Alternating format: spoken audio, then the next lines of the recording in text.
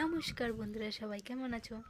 আজকে তোমাদের সাথে শেয়ার করব বাড়িতেই কিভাবে 100% পিওর পনির বানানো যায়।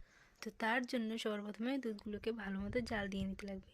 তারপরে ওর ভিতরে পনির বানানোর জলটা একটু জল মিশিয়ে ওর ভিতরে দিয়ে দিতে লাগবে। তারপর একটু নাড়াচাড়া করে নিলেই দেখতে পাবে যে দুধগুলো এরকম ফাঁকা ফাঁকা হয়ে গেছে, ছড়া ছড়া হয়ে গেছে।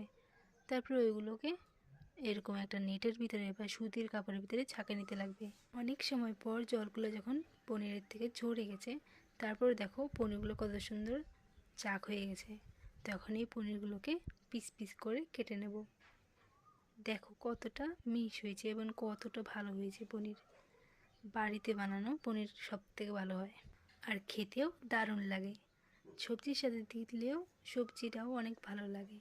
তো এখন এই পনিরগুলোকে পিস পিস করে কাটে নেওয়ার পর ওগুলো তেলের ভিতরে অল্প একটু নুন আর হলুদ দিয়ে ভাজা করে নেব। কারণ এই পনির দিয়েই আজকে আমাদের আলু পনির তরকারি রান্না করব। তো ভিডিওটা স্কিপ না করে সম্পূর্ণটা দেখো। তো এইখানে আমি নিয়ে নিলাম ছোট ছোট সাইজের আলু। ওই আলুগুলোকে সেদ্ধ করে নিয়ে তারপরে খোসাটা ছাড়িয়ে নিতে লাগবে। এইখানে প্রায় 1 কেজির মতো আলু আছে।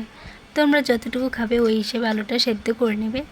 তারপরে এইখানে আজকে আলুর দম রান্না করার জন্য লাগবে 2 টুকরা আদা আর কয়টা কাজু বাদাম, এগুলোকে বাটা করে নেব।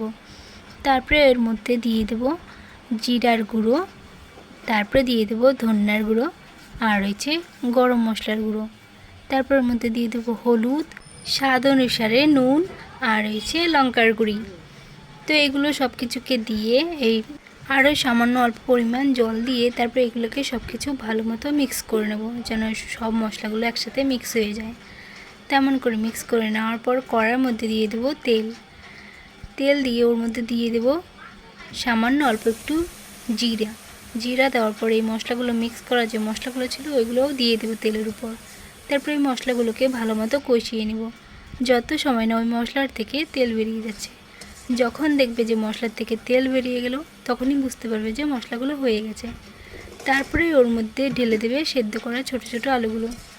তো এগুলো ঢেলে দেওয়ার পর ওগুলোকে নাড়াচাড়া করে কিছু সময় একটু ভাজা ভাজা করে নিতে লাগবে।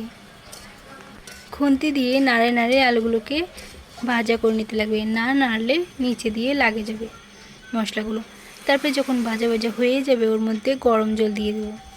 গরম জল দিলে সবজিটার টেস্টটা দ্বিগুণ হয়ে যায়। তো তোমরা চেষ্টা করবে যেন গরম জল দেয়। তো এইখানে আমি জল দেওয়ার পর সবজিগুলো একটু নাড়ে ওর মধ্যে 2-3টা কাঁচা লঙ্কা দিয়ে দেবো।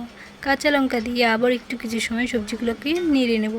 নেড়ে নেওয়ার পর ওগুলোকে ঢাকনা দিয়ে রান্না করে নেব।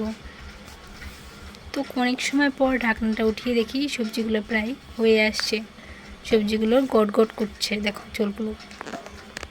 তো এখন আরও কিছু সময় একটু নাড়াচাড়া করে যখন ঝোলগুলো টানে যাবে অনেকটা, তখন ওর মধ্যে দিয়ে দেবো ভেজে রাখা পনিরগুলো দেওয়ার পর কিছু সময় রান্না করে নিতে লাগবে সবজিগুলো। যত সময় না ঝোলগুলো গাঢ় হয়ে যাচ্ছে তত সময় পর্যন্ত রান্না করে নিতে লাগবে।